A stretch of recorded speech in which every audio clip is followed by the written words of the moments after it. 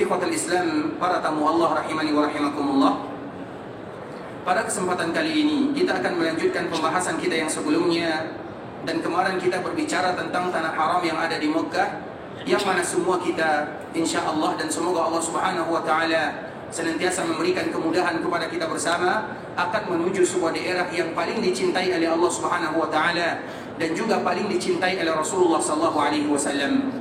Ketika Nabi sallallahu alaihi wasallam diusir dari Makkah Al-Mukarramah dan Nabi tahu pertama kali Nabi sallallahu alaihi wasallam berdakwah disampaikan oleh Waraqah bin Naufal, wahai Muhammad, tidak ada satupun nabi atau rasul yang membawa sebagaimana yang kamu bawa kecuali mereka akan diusir oleh kaumnya.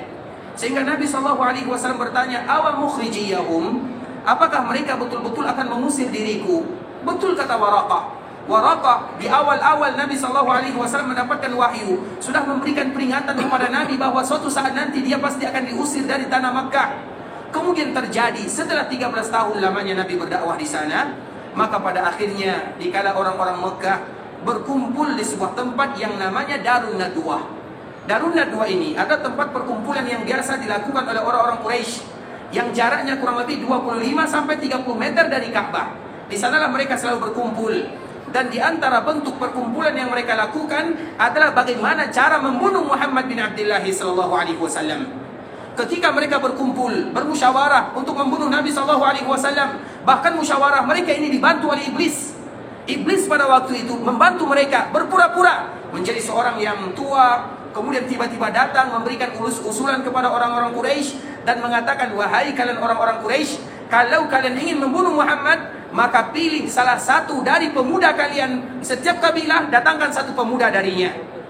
Kalau seandainya keluarga Muhammad menuntut, maka mereka tidak akan bisa menuntut semua kabilah yang ada di Mekah.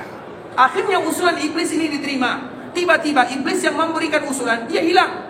Dan orang-orang Mekah tidak tahu.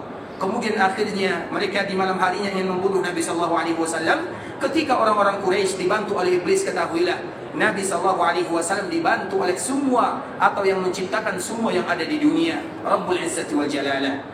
Di saat itulah Nabi SAW diizinkan untuk keluar dari Mekah. Nah, dikala Nabi keluar dari kota Mekah, apa yang diucapkan oleh Nabi? Nabi SAW menyebutkan, wallahi innaki la khairu ardillah wa ahabbu ardillahi ilallah walaula anni ukhrijtu minki ma kharajtu. Demi Allah, sesungguhnya engkau merupakan tanah yang paling dicintai oleh Allah Subhanahu wa taala. Innaki la khairu ardillah, engkau wahai Mekah adalah tanah yang paling bagus dan engkau merupakan tanah yang paling dicintai oleh Allah Subhanahu wa taala. Walaula anni ukhrijtu minki ma kharajtu. Kalau seandainya aku tidak diusir darimu, aku selama-lamanya tidak akan pernah meninggalkan dirimu. Itulah yang diucapkan oleh Nabi SAW ketika Nabi meninggalkan kota Mekah. Nabi mengungkapkan perasaannya bahwa Mekah merupakan tanah yang paling bagus. Maka merupakan tanah yang paling dicintai oleh Allah Subhanahu wa taala. Nabi tidak akan pernah mau meninggalkan Mekah kecuali karena kaumnya mengusir baginda Nabi yang mulia sallallahu alaihi wasallam. Maknanya ikhwatul Islam, itu merupakan di antara keutamaan kota Makkah Al-Mukarramah, tanah yang paling bagus yang pernah ada di bumi Allah Subhanahu wa taala dan tanah yang paling dicintai oleh baginda Nabi yang mulia sallallahu alaihi wasallam. Dikala Makkah merupakan tanah yang paling mulia, yang dicintai oleh Allah Subhanahu wa taala, yang dicintai oleh Rasulullah SAW, maka kita harus tahu bagaimana kemuliaan yang ada di Mekah. Dan salah satunya Mekah itu merupakan tanah haram. Dan juga di antara salah satunya Allah Subhanahu wa taala menyebutkan Mekah tersebut dengan kalimat Al-Masjidil Haram. Nah, sekarang kita akan lanjutkan. Dan sekarang kita akan lanjutkan ikhwatul Islam. Kita akan lanjutkan pembahasan yang telah kita jelaskan sebelumnya. Bagaimana Allah Subhanahu wa taala memberikan kemuliaan kepada kota Mekah yang sebentar lagi kita semua akan pergi ke sana. Kita akan menginjakkan kaki di sana. Dan selama kita berada di sana, agar kita tahu apa yang harus kita lakukan selama berada di dalamnya. Ikhwatul Islam, kemarin kita menyebutkan bahwa sesungguhnya ibadah haji diwajibkan kepada kaum muslimin pertama kali pada tahun ke-9 Hijriah. Tapi Nabi SAW tidak jadi melaksanakan ibadah haji pada tahun ini. Siapa yang bisa menyebutkan alasannya? Kemarin kita sebutkan ada dua alasan Nabi tidak jadi melaksanakan ibadah haji pada tahun ke-9 Hijriah. Siapa yang bisa angkat tangan? Sila. Yang pertama, Masyarakat berbondong-bondong masuk Islam. Kenapa mereka masuk Islam? Karena dakwah Rasulullah. Kapan Nabi berdakwah? Nabi berdakwah mulai dari Nabi menjadi Nabi dan menjadi Rasul. Kenapa mereka tidak berbondong-bondong? Sedikit lagi. Ngaku. Baik, silakan Pak. Banyaknya berhala yang masih ada di Ka'bah. Yang pertama, yang kedua.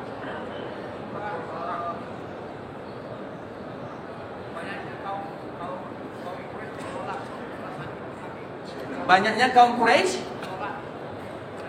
menolak Nabi Muhammad. Sepertinya jawabannya masih salah, Pak ya. Sedikit lagi. Baik, silakan. Banyaknya tamu yang harus ditemui Rasulullah. Banyaknya tamu yang menemui Nabi Sallallahu Alaihi Wasallam di mana? Penjelasan di Madinah. Sebentar ya, kita dahulukan yang tua. Silakan, kenapa Pak?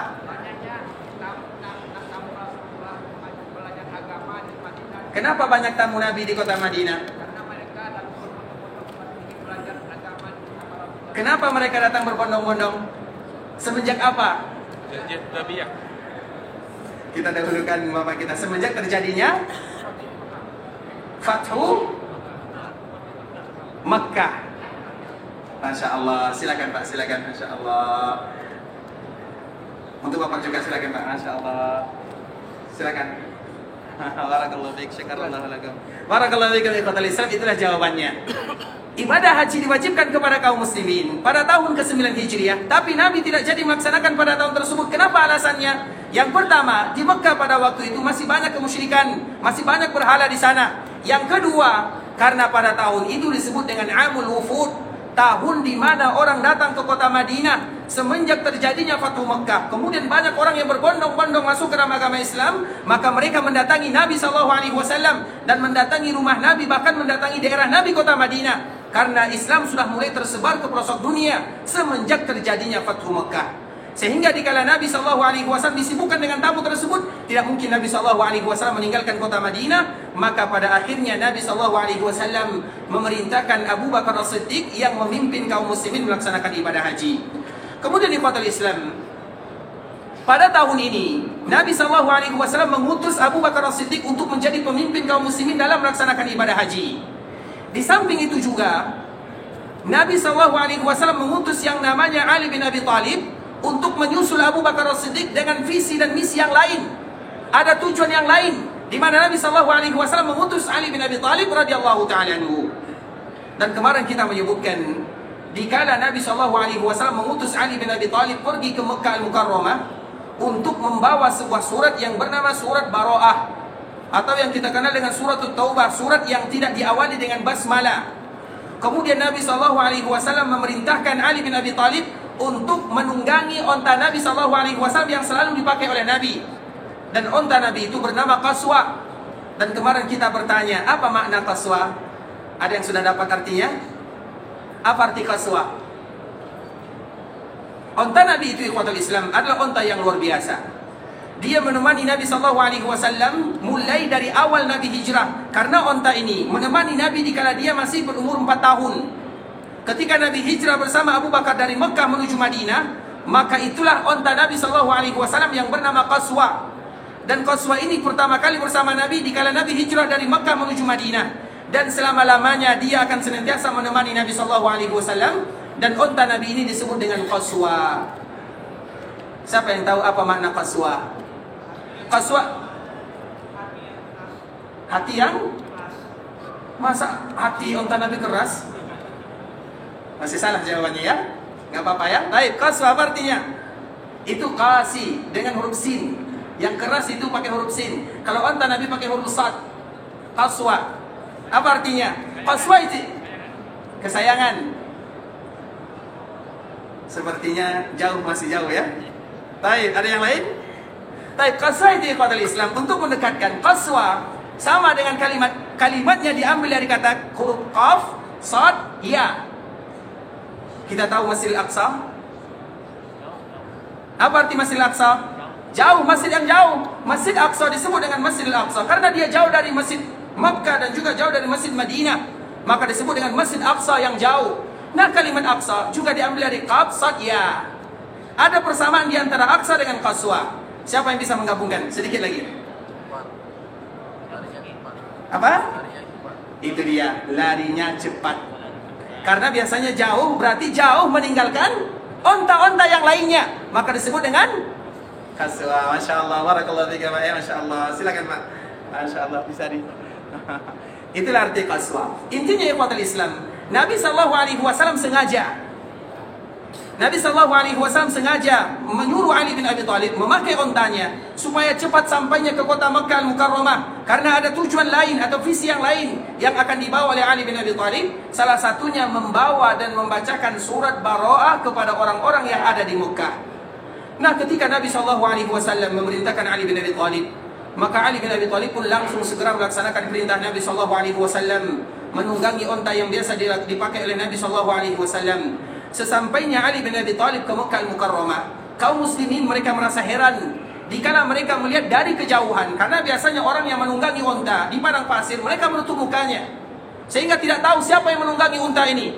Tapi para sahabat Nabi yang mereka tahu ini adalah unta Nabi SAW, mereka mengira yang datang ke Makkah itu adalah Nabi SAW, sehingga mereka melihat dari kejauhan, Nabi datang. Ternyata yang datang itu bukan Nabi. Yang datang itu adalah Ali, tapi membawa onta Nabi SAW. Kemudian dikala Ali datang, maka dia menemui Abu Bakar As-Siddiq. Abu Bakar bertanya kepada Ali, "Wahai Ali, apakah Nabi SAW memerintahkan dirimu untuk menggantikan diriku?" Maka apa jawaban Ali? Tidak.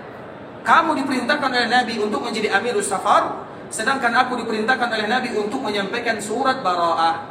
Maka dikala melaksanakan ibadah haji di ikhwatul Islam di Mina dan juga di Muzdalifah atau di sekitar Ka'bah Al-Musyarrafah, maka disitulah Ali membacakan ayat Allah Subhanahu wa taala, bara'atun minallahi wa rasulih. Itulah yang selalu diulang dan dibaca oleh Ali bin Abi Thalib.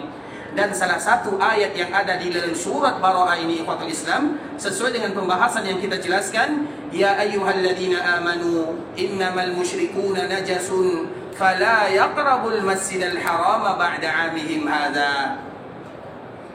Allah Subhanahu wa taala menyebutkan, wahai orang-orang yang beriman. Nanti bisa kita lihat di ikhwatul Islam di dalam surah Bara'ah. Ya ayyuhalladzina amanu innamal musyrikuuna najasun. Wahai orang-orang yang beriman, kalian harus tahu sesungguhnya orang-orang musyrikun itu adalah najasun. Najasun itu artinya bukan najis, karena berbeda kalimat najis dengan menggunakan kasrah di bawah, baris di bawah dengan baris fathah. Kalau najis itu artinya adalah keyakinannya yang salah. Kenapa mereka tidak mau beribadah kepada Allah? Mereka tahu yang menciptakan langit Allah, mereka tahu yang menciptakan bumi Allah, mereka tahu yang memberikan rezeki adalah Allah, mereka tahu semua yang mengatur alam semesta adalah Allah. Namun tiba-tiba mereka beribadah kepada selain Allah Subhanahu wa taala. Kenapa bisa demikian? Maka Allah menyebut dengan kalimat najasun. Najasun itu artinya keyakinan mereka itu salah. Kenapa mereka tidak beribadah kepada Allah Azza wa Jalla? Maka disebut dengan najasun. Sehingga orang musyrikun itu adalah najasun. Maknanya bukan najis, tapi keyakinan yang salah. Kalau najis itu bendanya, kalau najasun itu keyakinannya. Harus kita bedakan antara dua kalimat yang disebutkan oleh Allah Subhanahu wa taala. Kemudian Allah Subhanahu wa taala menyebutkan innamal musyrikuuna najasun. Orang-orang musyrikun itu adalah najas. Apa kata Allah Subhanahu wa taala? Fala yaqrabul masjidal harama ba'da 'amihim hadza. Maka tidak boleh lagi mereka untuk mendekati Masjidil Haram setelah tahun ini. Sesuai dengan pertanyaan kita sebelumnya ikhwatul Islam, mengapa Nabi SAW tidak haji pada tahun ke-9 Hijriah? Karena masih banyak orang-orang musyrikun yang ada di Makkah Al-Mukarramah. Makanya pada tahun ini diturunkan ayat yang memberikan kejelasan bahwa orang-orang musyrikun pada tahun ini, setelah tahun ini, tidak boleh lagi mereka mendekati Masjidil Haram. Sehingga pada tahun berikutnya, tahun ke-10 Hijriah, baru Nabi SAW melaksanakan ibadah haji. Nah, pertanyaannya ikhwatul Islam, kita kembalikan kepada firman Allah Subhanahu wa taala, innamal musyrikuuna najasun fala yaqrabul masjidil haram. Sesungguhnya orang-orang musyrikun itu adalah najasun, maka tidak boleh lagi selama-lamanya mereka mendekati Masjidil Haram. Yang ingin kami tanyakan, agar kita tahu apa makna yang disebutkan oleh Allah Subhanahu wa taala. Orang-orang musyrikun ikhwatul Islam, ketika mereka berada di Makkah Al-Mukarramah, apakah mereka tidak boleh masuk ke dalam Masjidil Haram atau mereka tidak boleh masuk ke tanah haram? Jelas pertanyaannya? Kita ulang lagi. Ketika ada orang yang tidak beriman kepada Allah, kemudian mereka sampai di tanah Makkah Al-Mukarramah, apakah mereka tidak boleh memasuki Masjidil Haram atau mereka tidak boleh memasuki tanah haram? Apa jawabannya? Tidak boleh masuk ke tanah haram atau Masjidil Haram? Tanah haram. Allah Subhanahu wa taala menyebutkan fala yaqrabul Masjidil Haram. Jangan mereka memasuki Masjidil Haram. Kita mengatakan tanah haram. Mana yang benar, kita atau Allah? Gimana jawabannya? Tadi kita menjelaskan, Allah menyebutkan, nanti bisa kita lihat ikhwatal Islam ayatnya. Fala yaqrabul Masjidil Haram. Jangan mereka mendekati Masjidil Haram. Kemudian kita mengatakan orang musyrik pun tidak boleh memasuki tanah haram. Mana yang benar? Berarti berubah pendapatnya Pak ya? Langsung berubah ya? Taib. Kalau seandainya mereka tidak boleh memasuki Masjidil Haram, berarti mereka boleh masuk ke batasan haram. Berubah lagi Pak ya? Apa jawabannya? Tanah haram atau Masjidil Haram? Ikhwatul Islam, saudara kaum muslimin, kita lihat, kalau seandainya nanti kita pergi ke Mekah, maka ada batasan tanah haram di sana. Dan alhamdulillah sekarang, terutama di zaman sekarang ini, untuk mengetahui batasan tanah haram mudah sekali. Di Madinah, tanda batasan tanah haram itu seperti masjid kita ini. Ada modelnya seperti masjid ini, pas seperti ini. Setiap kita melewati ada tanda, itu adalah tanda tanah haram. Begitu juga di Makkah Al-Mukarramah, ada tanda sesuai dengan masjidnya. Itu merupakan tanda batasan tanah haram, tanda batasan tanah haram. Untuk memudahkan kita pandai membaca, kita tidak pandai membaca, kita tahu bahasa Arab, kita tidak tahu bahasa Arab, maka itu merupakan tandanya. Nah, ketika kita sampai di Mekah, maka nanti apabila kita ingin memasuki batasan tanah haram, ada tulisan yang berwarna merah. Apa tulisan yang berwarna merah? Jalan ini khusus untuk kaum muslimin dan tidak boleh dimasuki kecuali oleh orang-orang yang beragama Islam. Berarti mereka tidak boleh memasuki tanah haram, dan itu merupakan kesepakatan para ulama. Tetapi permasalahannya ikhwatul Islam, Allah Subhanahu wa taala dengan jelas menyebutkan di dalam ayatnya, "Fala yaqrabul Masjidil Haram." Wahai kalian orang-orang musyrikun, setelah tahun ini jangan kalian lagi mendekati Masjidil Haram. Sedangkan yang kita tahu, ijma' para ulama, bukan mendekati Masjidil Haram saja, memasuki tanah haram juga tidak boleh bagi mereka semuanya. Jadi bagaimana cara kita menggabungkan antara ayat Allah dengan keterangan yang disebutkan oleh para ulama, yang itu juga diambil dari firman Allah Subhanahu wa taala. Maknanya ikhwatul Islam, ini merupakan makna yang penting bagi kita bersama, bahwa sesungguhnya semua batasan-batasan haram yang ada di Makkah Al-Mukarramah disebutkan oleh Allah Subhanahu wa taala dengan kalimat Al-Masjidil Haram, bahwa sesungguhnya apabila ada seseorang yang beribadah di sana, misalnya ibadah salat yang mereka lakukan, dikala kita melaksanakan ibadah salat di dalam Masjidil Haram atau di luar Masjidil Haram, selama kita berada di dalam batasan-batasan haram, maka itu semuanya disebut dengan Masjidil Haram. Bukankah itu merupakan kemuliaan yang luar biasa bagi kita bersama? Sehingga ikhwatul Islam, misalnya kita contohkan, kita yang melaksanakan ibadah haji, mungkin tempat tinggal kita tidak dekat dengan Masjidil Haram yang ada di Mekah. Ada yang jaraknya 7 kilo, ada yang 8 kilo, ada yang 9, bahkan ada yang 12. Selama mereka berada di dalam batasan tanah haram, dan rata-rata semua kita akan berada di dalam batasan haram. Selama kita berada di dalam batasan haram, maka berbanggalah dengan firman Allah Subhanahu wa taala. Allah Subhanahu wa taala menyebut semua tanah haram dengan kalimat Al-Masjidil Haram. Sehingga apabila kita melaksanakan ibadah di sana, seolah-olah kita akan beribadah di dalam Masjidil Haram. Walaupun pahalanya berbeza antara satu dengan yang lainnya. Mereka yang datang ke Masjidil Haram, yang ada masjidnya, maka tentunya pahalanya lebih besar. Karena untuk memasuki Masjidil Haram itu berat, butuh waktu yang lama, butuh perjalanan yang panjang. Tidak akan sama mereka yang sholat di hotelnya atau di masjid hotelnya, walaupun sama-sama 100.000 nilainya.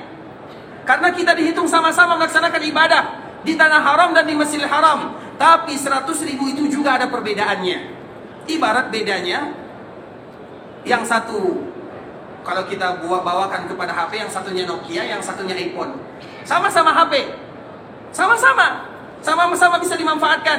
tapi sama-sama 100.000. 100.000-nya berbeda. Tidak mungkin sama mereka yang berjuang masuk ke Masjidil Haram, mereka berdesak-desakan, mereka masuk ingin sholat di belakang imam, dengan mereka yang sholat di masjid samping hotelnya. Walaupun sama-sama mereka mendapatkan 100.000 pahala yang besar, tapi pahalanya itu berbeda antara satu dengan yang lainnya. Tapi yang ingin kita jelaskan ikhwatul Islam, maknanya adalah di situ merupakan di antara bentuk Allah Subhanahu wa taala mengagungkan kota Makkah Al-Mukarramah, bahwa sesungguhnya semua tanah haram yang disebutkan oleh Allah, yang tanah haram di Makkah itu lebih luas daripada tanah haram yang ada di Madinah.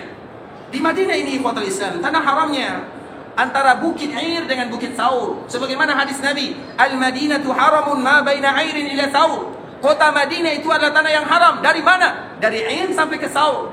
Kira-kira Air dengan Thaur ini berapa jaraknya? Kurang lebih 10 kilo. Dari Masjid Nabawi ke Air 10 kilo, atau 9 kilo, atau 8 kilo. Begitu juga dengan Thaur.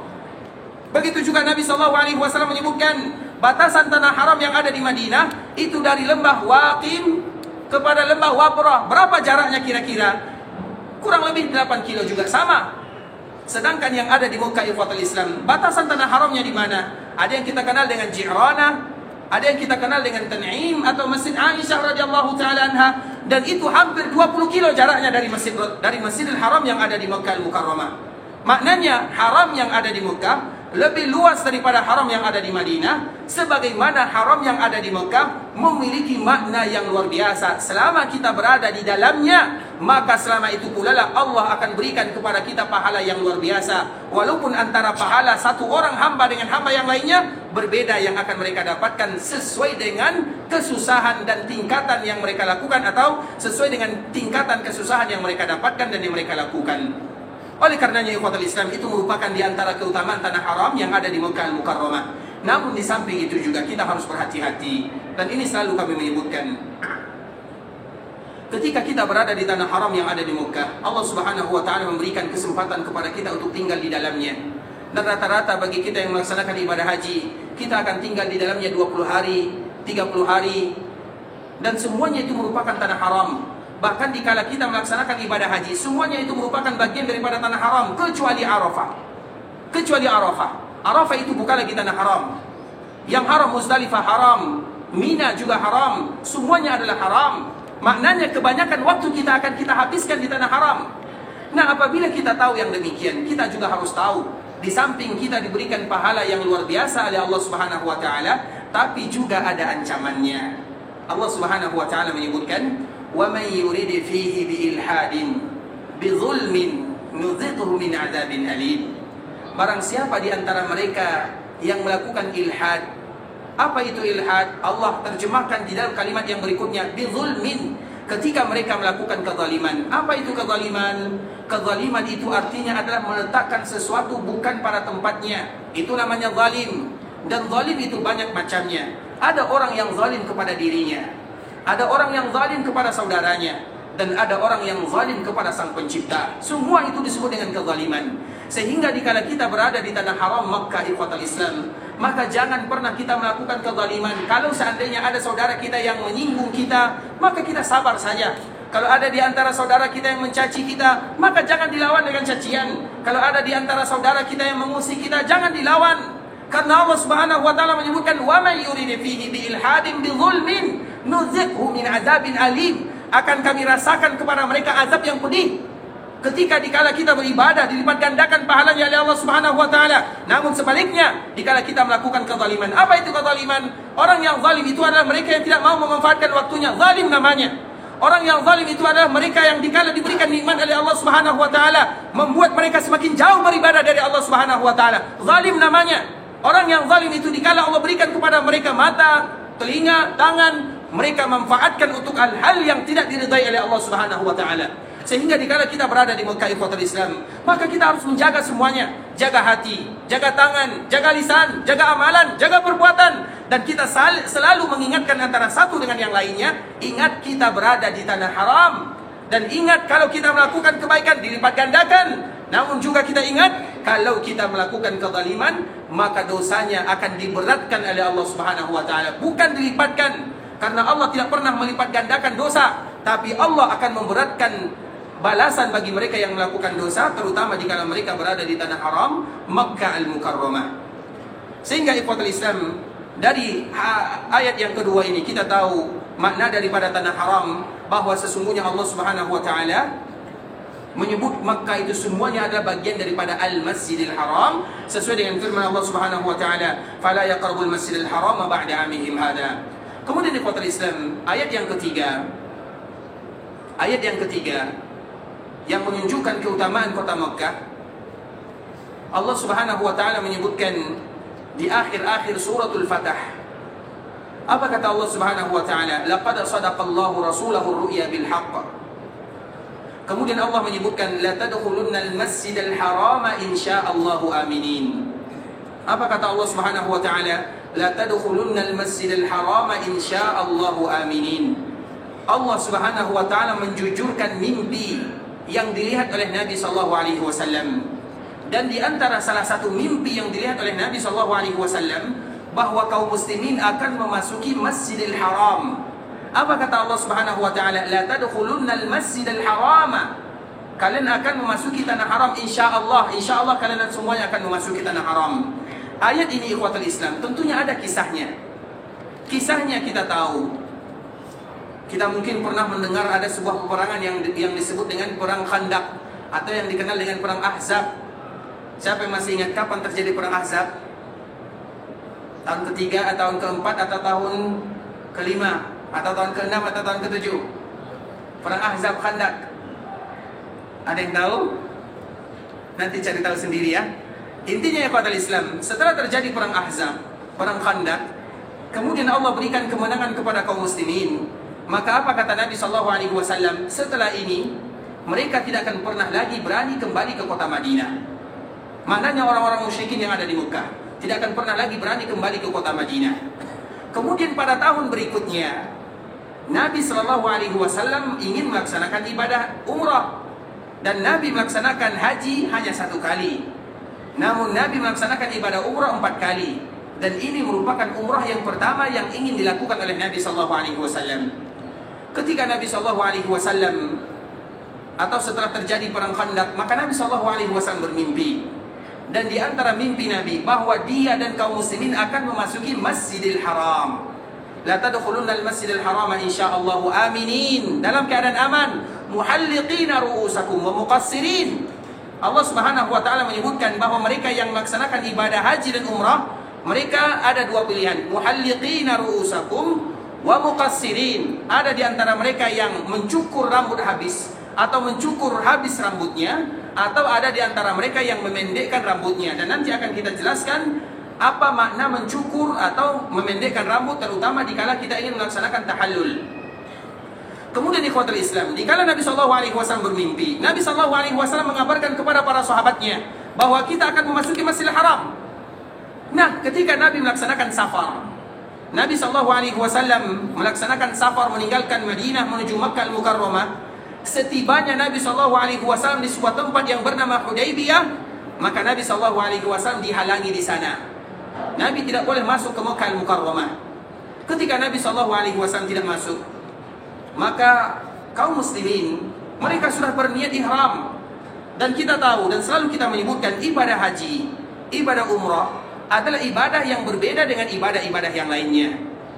Kalau ibadah yang lainnya ada masalah, ada situasi, kondisi yang sulit bagi kita menyempurnakan ibadah tersebut, maka boleh bagi kita membatalkan ibadah tersebut. Misalnya dikala kita sholat, kemudian dikala kita sholat ternyata kita perut kita sakit, atau misalnya kita mimisan, apakah boleh kita membatalkan sholat? Boleh. Dikala kita membatalkan sholat, apakah kita kena denda? Misalnya ada orang yang membatalkan sholat, dia mendengar anaknya menangis, atau anaknya lari jauh, terpaksa dia kejar anaknya, dia membatalkan sholat, apakah dia kena denda? Kena denda atau tidak? Tidak. Apabila ada orang yang berpuasa, tiba-tiba di siang hari dia sakit, atau dia ingin safar, kemudian dia membatalkan puasanya, apakah dia kena denda? Bolehkah dia membatalkan puasanya? Boleh, tanpa membayar denda. Apabila ada orang yang ingin berzakat, kemudian tidak jadi dia berzakat karena suatu alasan, misalnya dikala dia ingin mengeluarkan zakatnya, tiba-tiba anaknya sakit, terpaksa uang ini untuk anaknya, apakah boleh dia melakukan yang demikian? Boleh. Tapi apabila kita sudah mengatakan labbaik Allahumma umrah, kita sudah memakai pakaian ihram, kemudian kita mengucapkan labbaik Allahumma umrah, sedangkan kita mengatakan labbaik Allahumma umratan wa hajjah, terutama bagi kita yang haji tamattu', kita mengucapkan labbaik Allahumma umratan wa hajjah. Kami menjawab seruan-Mu ya Allah untuk melaksanakan ibadah umrah dan haji. Kemudian kita naik bis, tiba-tiba di perjalanan ada masalah. Misalnya ini contoh saja. Kemudian kita berniat untuk membatalkan ibadah haji dan ibadah umrah. Apakah boleh atau tidak? Boleh atau tidak?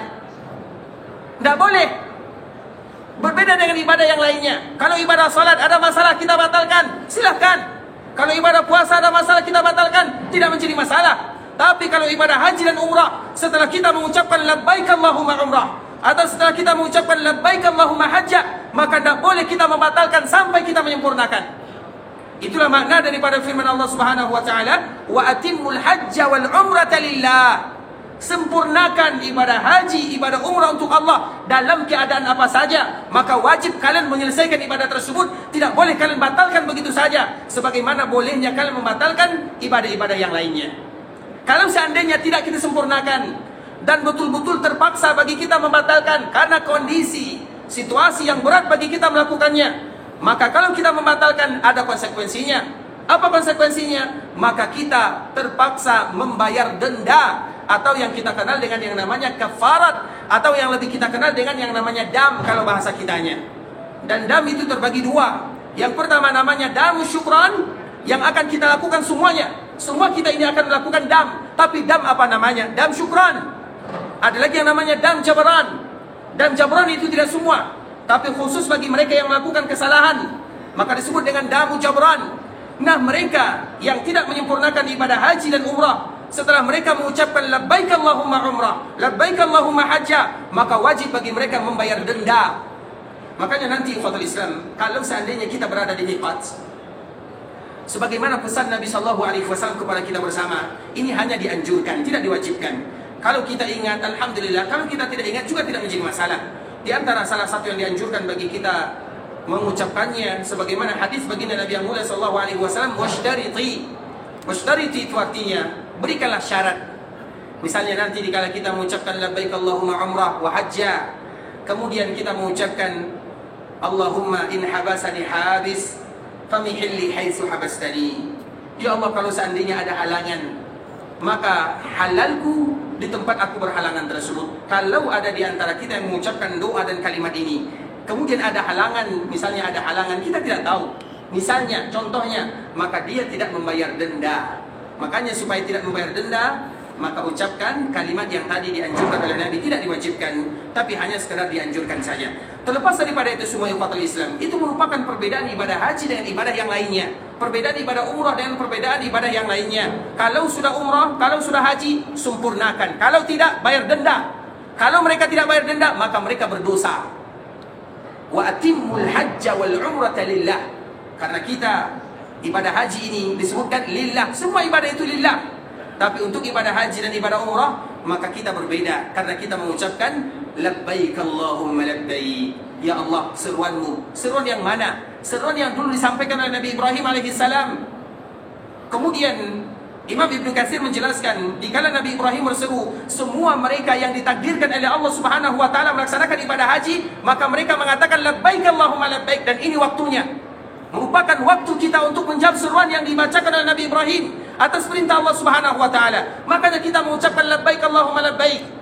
Dan ketika Allah mudahkan kita, dikala kita berada di dalam keadaan ihram, maka jangan banyak ucapkan kata-kata kecuali kalimat ini. Labbaik Allahumma labbaik, labbaik la syarika laka labbaik, innal hamda wan ni'mata laka wal mulku la syarika lak. Karena itu merupakan tauhid kepada Allah, akidah kepada Allah, seolah-olah kita berasal dari awal. Makanya mereka yang melaksanakan ibadah haji, dan ketika mereka mendapatkan haji yang mabrur, apa balasannya? Seolah-olah mereka baru saja dilahirkan oleh ibunya, hilang semua dosanya. Karena di awal kita mentauhidkan Allah Subhanahu wa taala sambil mengucapkan labbaik Allahumma labbaik, labbaik la syarika laka labbaik, innal hamda wan ni'mata laka wal mulku la syarika lak. Dan insyaallah akan kita bahas pada pembahasannya. Intinya ikhwatul Islam, ketika Nabi sallallahu alaihi wasallam menceritakan janjinya kepada para sahabatnya, para sahabat mereka berbangga. Kenapa mereka bangga? Karena sudah lama mereka tidak melihat Ka'bah Al-Musyarrafah. Dikala mereka keluar dari Mekah, diusir oleh orang-orang yang ada di sana, tidak diterima dakwahnya. Sekarang sudah bertahun-tahun lamanya Allah berikan kemenangan kepada mereka. Kemudian Nabi menyebutkan, la tadkhulunnal masjidal haram, kalian akan memasuki Masjidil Haram. Kemudian akhirnya mereka pun melaksanakan perjalanan. Ketika mereka melakukan perjalanan, sampainya di sebuah tempat yang bernama Hudaybiyah, perjalanan mereka terhenti. Orang-orang musyrikun sudah berbaris di sana, dipimpin oleh Khalid ibn Walid, yang pada waktu itu dia belum lagi masuk ke dalam agama Islam. Kemudian dia mengatakan, tidak boleh satupun di antara kalian yang masuk ke dalam Masjidil Haram atau ke Tanah Haram. Sehingga ada sebagian sahabat yang mereka protes. Salah satunya Umar bin Khattab, ya Rasulullah, bukankah kamu mengatakan bahwa kami akan masuki Tanah Haram? Nabi mengatakan, iya, kita akan masuk ke Tanah Haram. Tapi apakah aku tak katakan tahun ini? Kata Rasulullah SAW, sehingga Umar tidak bisa menjawab Nabi SAW. Dia datang lagi kepada Abu Bakar Siddiq, wahai Abu Bakar, bukankah Nabi menjanjikan kepada kita masuk ke Tanah Haram? Umar mengatakan yang demikian bukan berarti ingin membantah apa yang dilakukan oleh Nabi SAW. Karena dikala sampai di Al-Hudaybiyah, kemudian Nabi tidak bisa masuk ke Tanah Haram, maka ada perjanjian di sana. Dan di antara salah satu isi perjanjiannya, tahun ini kaum muslimin tidak boleh masuk ke Tanah Haram. Sehingga dikala berada di sana ikhwatul Islam, maka Nabi SAW memerintahkan sahabatnya untuk mencukur rambutnya, kemudian menyembelih dendanya atau hadyunya. Terlepas daripada itu semua ikhwatul Islam, intinya ketika Nabi SAW berada di Hudaybiyah, maka tentunya Nabi SAW menginap di sana untuk beberapa hari, beberapa waktu lamanya. Nah, ketika Nabi SAW tinggal di sana, maka Nabi melaksanakan ibadah salat. Pertanyaannya, tahukah kita di mana Nabi SAW melaksanakan ibadah salat? Karena ini untuk menentukan janji Allah Subhanahu wa taala, dan Allah tidak pernah memungkiri janjinya. La tadkhulunnal masjidal haram, kalian pasti akan memasuki masjid. Coba lihat bahasa Allah, la tadkhulunnal masjidal haram, kalian akan memasuki Masjidil Haram. Padahal Nabi SAW dihalangi. Nabi SAW dan para sahabatnya tidak jadi masuk. Tapi bagaimana solusinya? Di antara salah satu solusinya ikhwatul Islam, Nabi dikala ingin melaksanakan ibadah salat bersama para sahabatnya, maka Nabi sengaja mencari batasan-batasan tanah haram. Misalnya di Hudaybiyah. Hudaybiyah itu dekat sekali, kurang lebih 20 kilo, 21 atau 23 kilo saja dari Makkah Al-Mukarramah atau dari Masjidil Ka'bah. Ketika Nabi ingin melaksanakan ibadah salat, Nabi ingin mengetahui mana tanda haram, mana batasan haram. Kemudian Nabi mencarinya. Ketika Nabi SAW mencarinya, Nabi salat di dalam batasan tanah haram tersebut yang masuk ke bagian tanah haram, sehingga bisa mengaplikasikan firman Allah, la tadkhulunnal masjidal haram, maka kalian akan masuk ke dalam Masjidil Haram. Maknanya Nabi SAW dan sahabatnya mereka sudah masuk ke Masjidil Haram. Apa Masjidil Haram? Tanah haram itu sendiri. Maknanya ikhwatul Islam, apabila disebut dengan tanah haram, maka Allah Subhanahu wa taala menyebutkan tanah haram itu adalah Al-Masjidil Haram. Dan itu merupakan kemuliaan yang luar biasa untuk Makkah Al-Mukarramah yang tidak dimiliki oleh Madinah. Madinah tanah haramnya luas, tapi mereka yang beribadah dikhususkan di dalam masjid Nabi saja. Sedangkan di dalam Masjidil Haram atau di dalam batasan haram, semua mereka yang beribadah di sana, terutama melaksanakan ibadah salat, maka akan mendapatkan pahala. Jadi kalau seandainya ada di antara kita yang tentunya pemerintah masing-masing, daerah masing-masing mereka sudah berusaha, tapi apalah daya, karena memang orang semuanya datang ingin melaksanakan ibadah haji. Siapa di antara kaum muslimin yang tidak ingin haji? Kemudian dikala mereka mendapatkan pemukiman yang jauh, tempat tinggal yang mungkin tidak dekat dari Masjidil Haram, ketahuilah, maka tempat kita itu tetap disebut dengan Al-Masjidil Haram, walaupun pahalanya berbeda. Dan kita juga harus tahu ikhwatul Islam, dikala kita tinggal jauh dari Makkah Al-Mukarramah, maka itu juga merupakan ladang pahala bagi kita bersama. Karena seorang muslim, ingat kaidah yang disebutkan oleh para ulama, al-ajru biqadril masyaqqah. Sesungguhnya pahala yang diberikan kepada seseorang tergantung tingkat kesulitan yang mereka hadapi. Misalnya, apabila kita tinggal di Madinah, kemudian hotel kita, misalnya hotel kita Darul Iman, turun langsung sampai ke pelataran Masjid Nabawi, langsung sampai ke teras Masjid Nabawi. Ada sebahagian mereka yang hotelnya jauh di belakang sana, pahalanya tidak akan sama. Mereka yang di hotel tinggal dekat dengan Masjidil Haram, dekat dengan Masjid Nabawi, tetap mendapatkan pahala. Tapi pahala mereka tentunya sesuai dengan usaha yang mereka lakukan. Tapi mereka yang tinggal jauh, Misalnya orang yang tinggal dekat, mereka azan turun langsung mereka bisa sholat bersama kaum muslimin. Sedangkan mereka yang tinggal jauh di pemukiman atau jauh di sana, setengah jam, 1 jam sebelum orang azan mereka sudah bersiap-siap, tidak sama pahalanya.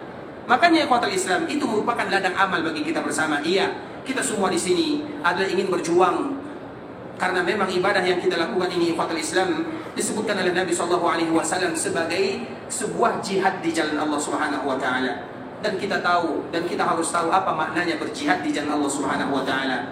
Tentunya kita di sini bukan untuk bersantai, kita di sini bukan untuk bersenang-senang, kita di sini adalah untuk beribadah kepada Allah. Maka kami selalu menyebutkan ada seorang nenek yang berasal dari daerah kami, umurnya 75 atau 80 tahun. Mungkin jarang di antara kita yang berumur 80 tahun. Kemudian dikala dia datang ke tanah haram Madinah, Makkah, Madinah, kami melihat dia semangat sekali untuk melaksanakan ibadah sholat. Karena waktu itu kebetulan hotelnya jauh, tempat tinggalnya jauh. Kemudian kami kasihan, nenek jangan terlalu semangat, karena nanti bisa sakit. Jangan terlalu lelah, jangan terlalu penat. Santai-santai saja, slow-slow saja kalau bahasa kitanya. Apa jawaban nenek tersebut yang kami setelahnya tidak bisa lagi berbicara? Karena seolah-olah memberikan nasihat, tapi kami yang diberikan nasihat. Dia pun mengatakan, wahai anakku, ketahuilah, sesungguhnya penat itu, lelah itu, letih itu kita beli. Kita sengaja membelinya. Kita kesini untuk lelah, kita kesini untuk penat, kita di sini untuk beribadah kepada Allah Azza wa Jalla. Tidak ada orang di sini mereka gratis begitu saja, tidak. Uang yang kita tabungkan, kemudian setelah sekian lama kita menunggu, tiba-tiba sesampainya kita di Mekah, sesampainya kita di Madinah, kita hanya bersantai-santai saja. Tidak demikian keadaannya ikhwatul Islam. Ketahuilah kesempatan kita ini manfaatkan untuk betul-betul beribadah kepada Allah Azza wa Jalla. Jangan ada waktu yang kita lewatkan kecuali di sana ada nilai ibadah. Apa gunanya kita jauh di sini ikhwatul Islam, kemudian kita disibukkan dengan perkara yang lainnya, disibukkan dengan bercerita misalnya, disibukkan dengan media sosial yang lainnya. Itu bukan di sini tempatnya. Di sini tempatnya kita beribadah kepada Allah, karena kita tidak tahu kapan lagi Allah Subhanahu wa taala memberikan kesempatan berikutnya kepada kita bersama. Jika Allah berikan kesempatan tersebut, maka jangan pernah disia-siakan. Di Mekah kita manfaatkan untuk hal-hal yang bisa mendatangkan pahala apa saja. Begitu juga di Madinah, kita manfaatkan untuk hal-hal yang bisa mendatangkan ridha Allah Subhanahu wa taala dengan pahala, dengan ibadah apa saja. Dan salah satunya ikhwatul Islam, dikala kita berada di Madinah, dan selalu kita menyebutkan Madinah ini merupakan kota Rasulullah sallallahu alaihi wasallam. Madinah ini merupakan kampung Nabi sallallahu alaihi wasallam. Madinah ini dinisbatkan kepada Nabi. Madinah ini tidak ada namanya, kecuali namanya disandarkan kepada baginda Nabi yang mulia itu sendiri. Makanya disebut dengan kota Nabi, atau disebut dengan Al-Madinah An-Nabawiyah, atau disebut dengan Al-Madinah Al-Munawwarah. Semua itu adalah sandaran kepada Rasulullah SAW. Sebuah daerah yang paling indah, yang mana Nabi SAW mencintainya. Dan wajib juga bagi kita untuk mencintai kota yang dicintai oleh Rasulullah SAW. Itu merupakan konsekuensinya. Jika Nabi cinta kepada kota Madinah, maka kita wajib cinta kepada kota Madinah. Sehingga di antara salah satu nama kota Madinah adalah Al-Habibah. Madinah itu memiliki banyak sekali nama. Ada salah seorang ahli sejarah, Imam As-Salihi, As-Samhudi dan yang lainnya, mereka menyebutkan Madinah itu memiliki nama lebih daripada 94 atau 95 nama. Dan di antara salah satu nama kota Madinah diambil dari hadis Nabi yang mulia sallallahu alaihi wasallam. Apa hadis Nabi? Ketika Nabi pertama kali datang ke kota Madinah, Nabi mengangkat kedua tangannya sambil mengucapkan Allahumma habbib ilaina al-Madinah ka hubbina Makkah aw ashad. Itu adalah doa Nabi, yang mana bagi kita yang datang ke kota Madinah dianjurkan mengucapkan sebagaimana yang diucapkan oleh Nabi. Nabi ketika pertama kali datang ke kota Madinah, Nabi mengucapkan doa ini, Allahumma habbib ilaina al-Madinah ka hubbina Makkah aw ashad. Ya Allah, tanamkan kecintaan kepada kami terhadap kota Madinah sebagaimana kami mencintai Mekah, atau kecintaan kami terhadap Madinah melebihi kecintaan kami terhadap kota Mekah. Doa yang luar biasa dari baginda Nabi yang mulia, sehingga darinya Madinah disebut dengan Al-Habibah. Al-Habibah itu artinya ada daerah yang wajib bagi kita untuk menyayanginya, mencintainya, karena Nabi cinta kepadanya, dan kita pun wajib cinta kepada kota Madinah. Ikhwatul Islam, saudara kaum muslimin, para tamu Allah, para jemaah haji rahimani wa rahimakumullah. Sampai di sini pembahasan yang bisa kami jelaskan. Yang benar dari Allah Subhanahu wa taala, yang salah dari diri kami pribadi karena kurangnya ilmu kami, karena kebodohan dan kejahilan kami. Kami mohon dimaafkan kalau seandainya ada kata-kata yang salah, kata-kata yang menyinggung atau kata-kata yang kurang berkenan di hati. Kami mohon dimaafkan. Dan insya Allah pengajian kita akan kita sambung, karena selama melakukan ibadah haji ini insya Allah setiap hari kita akan melakukan pengajian. Paling tidak kita mendengarkan ayat-ayat Allah ataupun hadis-hadis Rasulullah SAW yang berkaitan khususnya tentang masalah ibadah yang mulia ini. Dan kita selalu berharap kepada Allah Subhanahu wa taala agar Allah Subhanahu wa taala ampunkan dosa kita bersama, agar Allah ampunkan dosa orang tua kita, agar Allah ampunkan dosa saudara-saudari kita, keluarga kita, guru-guru kita, tetangga kita, masyarakat kita, orang-orang yang pernah berbuat baik kepada kita. Kalau ada di antara kita yang mendapatkan musibah, semoga Allah Subhanahu wa taala berikan kelapangan. Kalau ada di antara kita yang sakit, semoga Allah Subhanahu wa taala sehatkan. Kalau ada di antara kita yang berhutang, semoga Allah Subhanahu wa taala lunaskan. Dan semoga Allah berikan keberkahan terhadap kehidupan kita, keberkahan terhadap harta kita, dan juga keberkahan terhadap keturunan-keturunan kita. Kalau seandainya ada di antara kita yang ingin melaksanakan ibadah haji, maka kita berharap agar Allah menjadikan hajinya adalah haji yang mabrur, dan sa'inya adalah sa'i yang masykur, dan dosanya adalah dosa yang maghfur. Dan kita senantiasa berharap kepada Allah Subhanahu wa taala agar Allah mudahkan kita untuk beribadah selama kita berada di tanah haram yang mulia ini. Kita tutup dengan mengucapkan doa kafaratul majlis. Subhanakallahumma bihamdika asyhadu an la ilaha illa anta astaghfiruka wa atubu ilaik. Wa sallallahu wa sallim ala nabiyyina wa habibina wa khalilina wa sayyidina Muhammadin wa ala alihi wa sahbihi wa sallam tasliman katsira. Assalamualaikum warahmatullahi wabarakatuh.